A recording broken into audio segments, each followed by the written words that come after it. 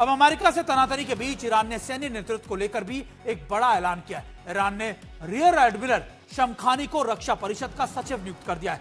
राष्ट्रपति मसूद पेशकियान के हुक्म से रियर एडमिरल अली खमशानी को रक्षा परिषद का सचिव नियुक्त किया गया है। रक्षा तैयारियों को मजबूत करना, उभरते खतरों को मुकाबला करना और रक्षा निर्णय को लेने में उनका महत्वपूर्ण योगदान होगा। आपको मैं ये भी बता दूं कि शमशानी वही शख्स हैं जिन्हें ईरान और इराक वॉर के दौरान एक बड़े कमांडर के तौर पर देखा जाता था।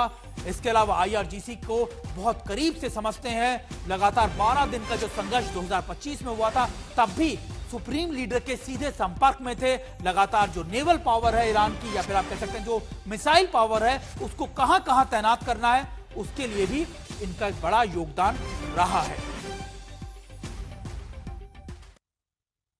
और देखिए, एक तरफ ईरान से बातचीत शुरू भी नहीं हुई थी, वहीं अमेरिकी विदेश विभाग ने अमेरिकी नागरिकों से तुरंत ईरान छोड़ने की अपील जारी कर दी। अमेरिका ने ईरान में मौजूद अपने नागरिकों को कहा कि वो अभी ईरान को छोड़ दे। ये भी हिदायत दी कि ईरान से निकलने का ऐसा प्लान बनाए जो अमेरिकी सरकार की मदद पर निर्भर ना हो। फ्लाइट कैंसिल हो सकती है, अचानक कोई रुकावट या आ सकती है। अगर आप नहीं निकल सकते तो अपने घर या किसी दूसरी सुरक्षित बिल्डिंग में कोई सुरक्षित जगह ढूंढ ले। खाने पीने, दवा जैसे जरूरी इंतजाम भी कर ले। बाहर ना घूमे, किसी का ध्यान आकर्षित अपनी तरफ ना करे और अपने आसपास के माहौल से सावधान रहे।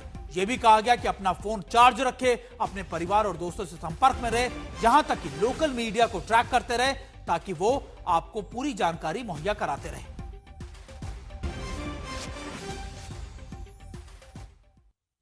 और देखिए, एक और बड़ी खबर है कि अमेरिका मध्य पूर्व और ज्यादा विमान और एयर डिफेंस सिस्टम लगातार तैनात कर रहा है। यानी मिडिल ईस्ट में अमेरिका की तैनाती कम नहीं हुई है, हर बदलते दिन के साथ बढ़ती जा रही है।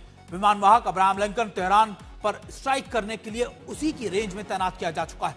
इसी बीच अमेरिका ने सेंट्रल कमांड ने यूएसएस अब्राहम लिंकन का एक ताजा वीडियो भी जारी किया है। यह वीडियो ईरान के ड्रोन को मार गिराए जाने के बाद साझा किया गया।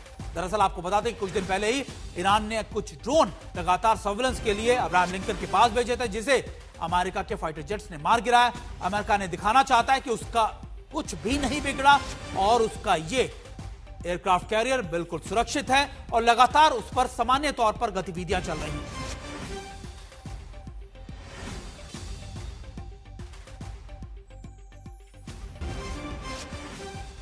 ये तस्वीर हम आपको दिखा रहे हैं, हम आपको बता रहे हैं कि कैसे जो अब्राहम लिंकन पर जो डॉक है उसके ऊपर, आप कैसे डेक के ऊपर ये तैयारियां की जा रही हैं। जो फाइटर विमान उनके खड़े हैं F-35, इसके अलावा जो उनके ड्रोन्स है, सर्विलेंस ड्रोन हो या दूसरे इक्विपमेंट है, वो लगातार उसी तरीके से आप कह सकते हैं कि काम करते हुए नजर आ रहे हैं। और ये तब किया जाए है जब ईरान के ड्रोन को मार गिराने का दावा अमेरिका की तरफ से किया गया था। और जहां तक कि अमेरिकी सैन्य तैयारियों की बात है, तो अब तक सेंट्रल कमांड के अलग अलग बेस तक अमेरिकी मिलिट्री फ्लाइट्स का आंकड़ा 100 के पार पहुंच चुका है। यानी बड़ी खबर यही है कि अमेरिका की अब तक करीबन 102 मिलिट्री फ्लाइट्स मध्य पूर्व में अलग अलग अमेरिका के मिलिट्री बेसों पर पहुंच चुकी है। इसमें से 5 मिलिट्री विमान अब से कुछ ही देर पहले जॉर्डन भी पहुंचे। इन सभी में patriot missile air defence system लगाए गए हैं। इनको तैनात किया गया अमेरिका से ही नहीं, बल्कि जापान से भी, अमेरिका बेस से यूरोप के रास्ते अमेरिका के C-17 और कई विमान जो हैं वो मध्य पूर्व, मिडिल ईस्ट के इलाकों में भेजे गए हैं, जिसमें डिफेंस इक्विपमेंट के साथ साथ मिसाइलें भी भेजी गई हैं।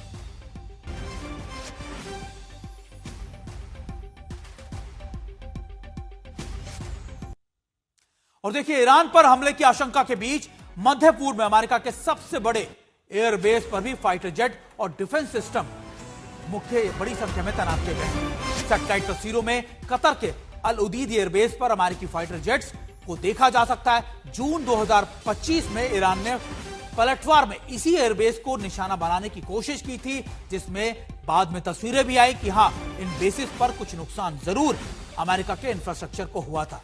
अमेरिकी एयर डिफेंस सिस्टम ने ईरान के हमले को नाकाम कर दिया था, लेकिन फिर भी इस बेस पर कुछ जगहों पर नुकसान की तस्वीरें भी सामने आई थी। अमेरिकी फाइटर जेट और एयर डिफेंस सिस्टम साथ में हमला करने की तैयारी में देख सकते हैं कि अब दोबारा से अमेरिका ने इन बेस को पूरी तरीके से एक्टिवेट कर दिया है।